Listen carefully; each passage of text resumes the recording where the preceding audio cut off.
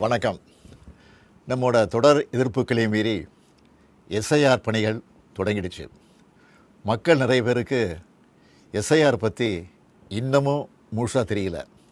இந்த நிலையில் எஸ்ஐஆரை திமுக ஏன் எதிர்க்கிறோம்னு விளக்கவும், நம்ம வாக்குரிமையை எப்படி பாதுகாத்து கொள்வதுன்னு வழிகாட்டவும் தான் இந்த வீடியோ. சரியான உண்மையான வாக்காளர் பட்டியல் தான் நியாயமான தேர்தலுக்கு அடிப்படை.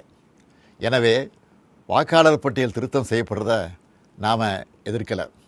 ஆனால் போதுமான கால அவகாசம் தராமல் எலெக்ஷனுக்கு சில மாதங்களே இருக்கிற நிலையில் இதை அவசரமாக செய்கிறது சரியாக இருக்காது என்பது தான் நம்முடைய நிலைப்பாடு.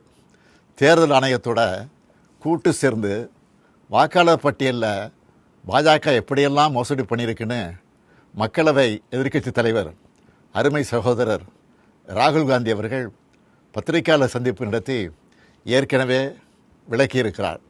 மாண்புமிகு கேரள மாநிலத்தினுடைய முதலமைச்சர் பினராயி விஜயன் அவர்களும் மாண்புமிகு மேற்கு வங்கத்தினுடைய முதலமைச்சர் மமதா அவர்களும் கூட இந்த எஸ்ஐஆரை தீவிரமாக எதிர்க்கிறாங்க. நாமளும் எஸ்ஐஆர் அறிவித்தப்பவே இது சதின்னு உணர்ந்து எதிர்த்தோம். கூட்டணி கட்சிகளோட கலந்து பேசணும். அனைத்து கட்சி கூட்டம் கூட்டி தீர்மானம் போட்டோம். உச்சநீதிமன்றத்தில் வழக்கு போட்டிருக்கிறோம். வர்ற 11ஆம் தேதி எல்லா மாவட்ட தலைநகரங்கள்லேயும் மதச்சார்பற்ற முற்போக்கு கூட்டணி சார்பில் ஆர்ப்பாட்டங்களை அறிவிச்சிருக்கிறோம்.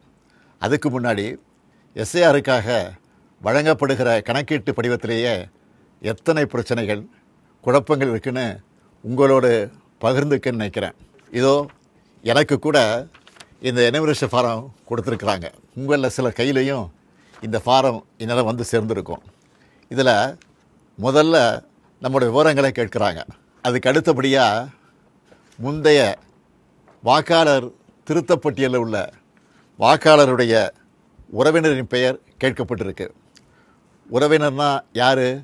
அப்பாவா, அம்மாவா, அண்ணனா, தங்கையா, கணவனா, மனைவியா, பசங்களா, யார்?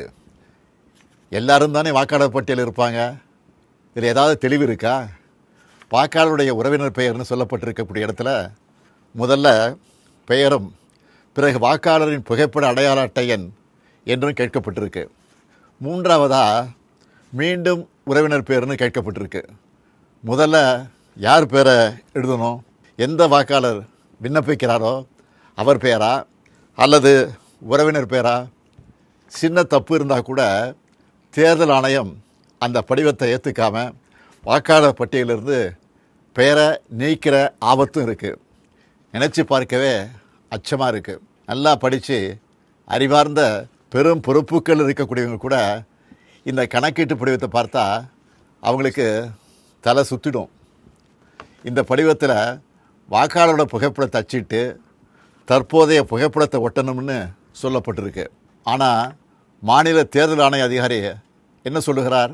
உங்களுக்கு விருப்பம் இருந்தால் ஒட்டலாம்னு அரசியல் கட்சிகள் கலந்துக்கிட்ட கூட்டத்தில் சொல்லியிருக்கிறார்.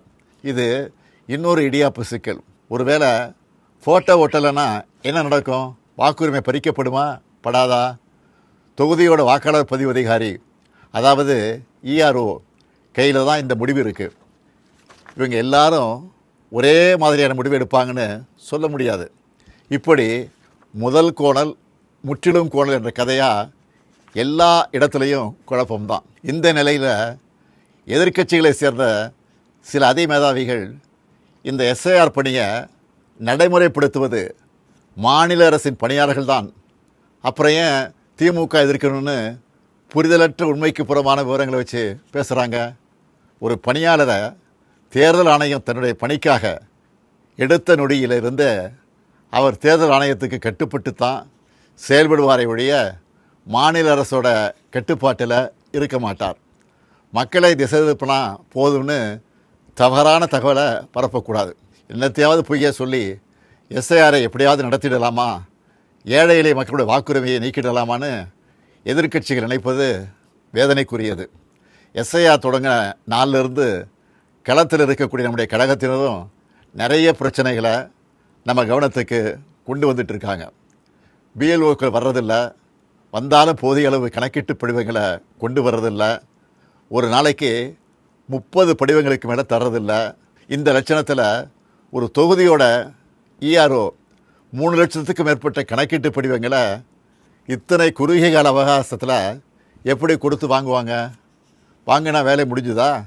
அதுவும் இல்லை. அதை கடினமயமாக்கி ஒரு டிசம்பர் 7ஆம் தேதி வரைவு வாக்காளர் பட்டியலை வெளியிடணும். போகிற போக்கை பார்த்தா எப்படி இதையெல்லாம் செஞ்சு முடிக்க போகிறாங்கன்னு தோணுது. திராவிட முன்னேற்றக் கழகமும் கூட்டணி கட்சிகளும் தொடர்ந்து சொல்லிட்டு வர்றது போல் அதிக அளவிலான வாக்காளர்கள் நீக்கப்படுவாங்க நச்சம் இதன் மூலம் உறுதியாகுது. பிஎல்ஓக்கள் தங்களுடைய பணியை சரிவர செய்யலைன்னா இந்த எஸ்ஐஆர் பணியே மொத்தமாக பாதிப்பை சந்திக்கும். பிஎல்ஓக்களும் கட்சிகள் பிஎல்ஏ2க்களும் இணைந்து செயல்பட தேவையான எல்லாத்தையும் தேர்தல் ஆணையம் சொன்னாங்களே தவிர ஆனால் அப்படி ஒரு சூழலை இதுவரை உருவாக்கவே இல்லை. திமுக பிஎல்ஏ2 தயாராக இருந்தாலும் கூட பல இடங்களில் பிஎல்ஓக்கள் வராமல் இருக்காங்க. இதையெல்லாம் மீறித்தான் நம்ம செயல் வீரர்கள் விழிப்பாக செயல்பட்டு வராங்க. உங்களுடைய வாக்கு நீக்கப்படுமா என்று கேட்டால் அப்படி ஒரு அபாயம் நிச்சயம் இருக்குது, இல்லைன்னு சொல்லிட முடியாது.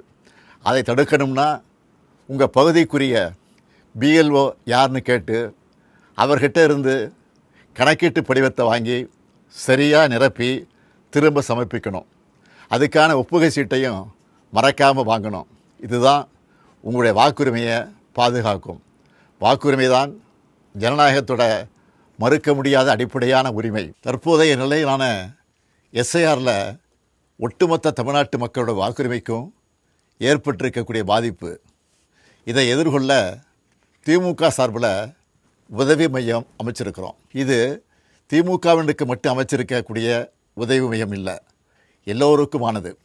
அதனால் கழக நிர்வாகிகள் மட்டும் இல்லாமல் எஸ்ஐஆரால் பாதிக்கப்படுற அனைத்து பொதுமக்களும் நாங்கள் அறிவிச்சிருக்கக்கூடிய 806542 200220 என்ற, மறுபடியும் சொல்கிறேன், 806542 200220 என்ற உதவி எண்ணை தொடர்பு கொண்டு உங்கள் சந்தேகங்களை தீர்த்துக்கலாம். உங்களுக்கு தேவையான வழிகாட்டுதல்களை பெறலாம். தமிழ்நாட்டு மக்களின் வாக்குரிமையை காக்க திமுக உங்கள் தோழனா துணை நிற்க தயாராக இருக்குது. நம் வாக்குரிமையை பறிக்கக்கூடிய ஆபத்து வாசல் தேடி வந்துருச்சு.